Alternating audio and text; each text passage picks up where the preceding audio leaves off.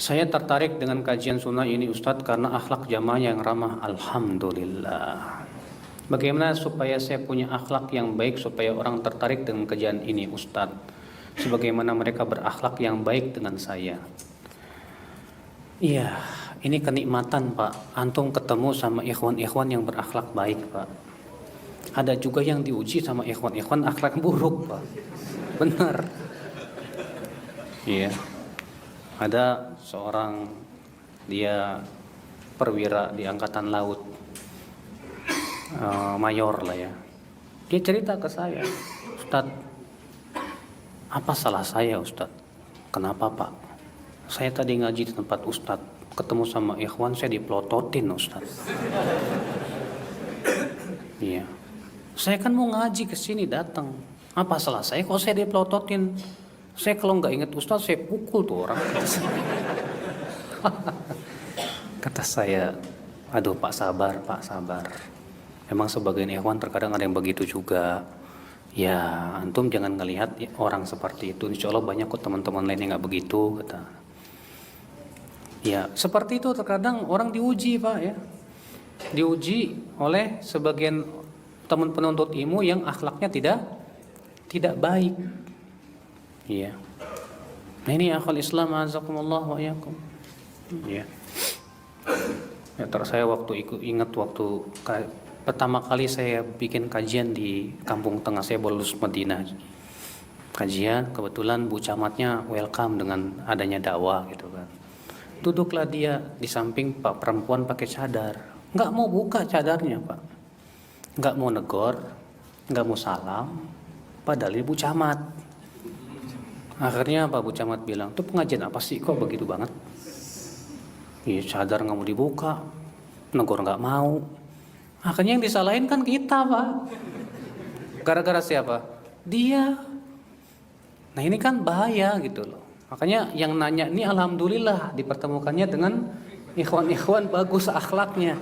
Jadi dia tertarik, alhamdulillah itu nikmat buat antum. Ya. Maka antum pun jadilah seperti mereka yang baik akhlaknya supaya orang-orang bisa tertarik begitu loh. Iya.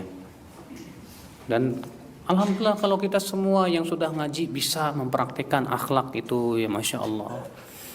Ya, kepada manusia, terutama yang awam. Sebab kalau kita melihat akhlak Rasul justru sama orang awam itu lebih lembut gitu, Pak.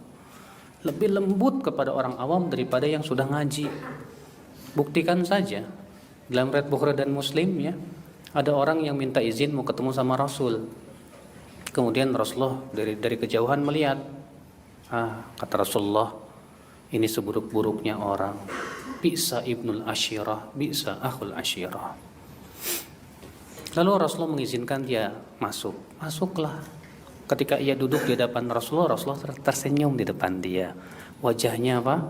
Manis di depan dia. Padahal tadinya Rasulullah pergilah dia. Tak lama kemudian datang lagi orang minta izin mau masuk. Kemudian Rasulullah melihat dari kejauhan. Masya Allah ini sebaik-baiknya orang. Ni'ma ibnul asyirah, ni'ma akhul asyirah. Kemudian diizinkan Rasul masuk. Ketika ia duduk di depan Rasul, Rasulullah biasa aja nggak tersenyum. Nggak tersenyum Rasul. Biasa aja.